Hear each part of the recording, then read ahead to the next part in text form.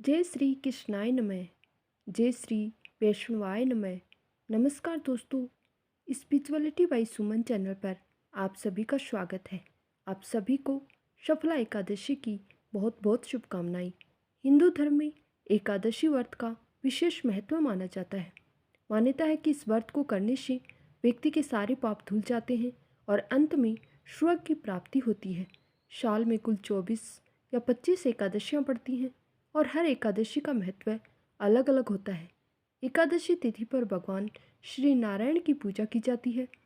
साल 2024 में पड़ने वाली पहली एकादशी को ही सफला एकादशी का व्रत रखा जाएगा। हर एकादशी की तरह ये एकादशी भी भगवान विष्णु को ही समर्पित होगी। इस दिन व्रत रखकर श्री हरि की पूजा करने से दुख दरिद्रता का निवारण होता है। मान्यता है कि सफला एकादशी अपने नाम के अनुसार ही सभी कार्यों को सफल बनाती है। सफला एकादशी व्रत से सभी कार्यों में सफलता प्राप्त होती है। इसीलिए इस एकादशी को सफला एकादशी भी कहा गया है। सफला एकादशी के शुभ मुहूर्त इस प्रकार हैं। 7 जनवरी 2024 रविवार को पौषकर्षण एकादशी के दिन सफला एकादशी मनाई जाएगी। प्रारंभ होगा 7 जनवरी रविवार को मध्य रात्रि 12:43 AM से। समाप्त होगा 8 जनवरी सोमवार को 12:46 AM मध्य रात्रि पर।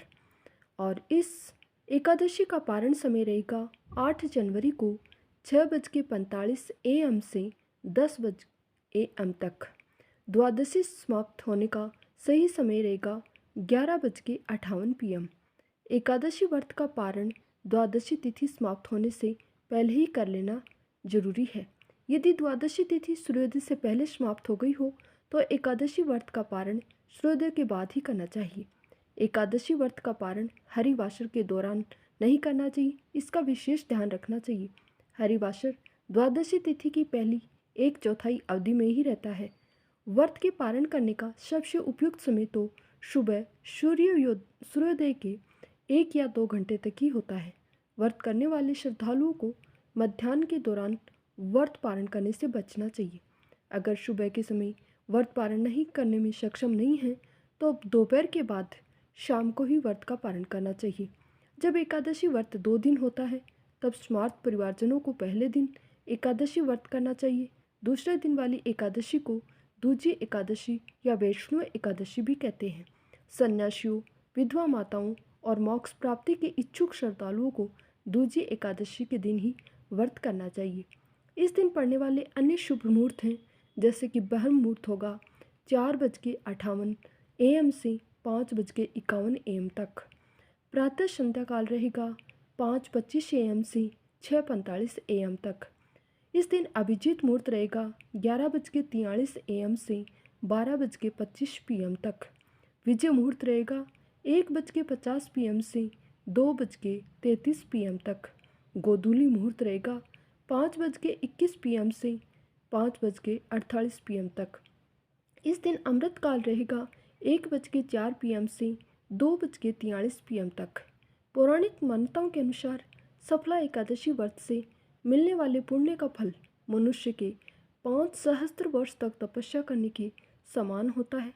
सफला एकादशी के दिन घर में तुलसी का पौधा लगाने का भी विशेष महत्व है। मान्यता है कि इस दिन लगाए गए तुलसी के पौधे की पूजा करने से घर में सुख शांति बनी रहती है। हमारी कामना है कि आपको सफला एकादशी व्रत का संपूर्ण फल प्राप्त हो और आप पर भगवान विष्णु की कृपा सदैव बनी रहे। हिंदू पंचांग के अनुसार पौष मास की कृष्ण पक्ष की एकादशी सफला एकादशी का व्रत पूर्ण विधि विधान से करने से भगवान विष्णु की पूजा भी पूरे मनोयोग और विधि विधान से करने से सभी प्रकार के मनोरथ सफल होते हैं। घर में सुख समृद्धि और संपन्नता का वास होता है। सफला एकादशी का व्रत करने के लिए 10वीं तिथि की शाम को ही व्रत और पूजा का संकल्प लिया जाता है। श्राद्ध होने का कार्य भी 10वीं तिथि को ही कर लिया जाता है। शाम को भोजन नहीं किया जाता। सफला एकादशी के दिन प्रातःकाल उठें, उसके बाद नित्य कर्मों से निवृत्त होकर स्नान जरूर कर लें। स्नान के बाद स्वच्छ वस्त्र धारण करें, स्वयं को चंदन का तिलक लगाएं। अब भगवान सूर्य नारायण को अर्घ दें और नमस्कार करते हुए आपके व्रत और पूजा को सफल बनाने की प्रार्थना करें।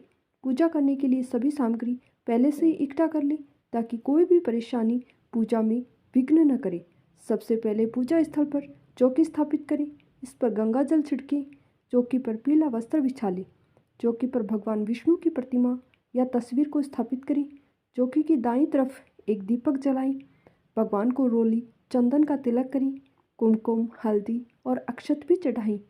ओम नमो भगवते वासुदेवाय नमः मंत्र का जाप करते हुए श्री हरि को पुष्प, जनेऊ, माला अर्पित करें।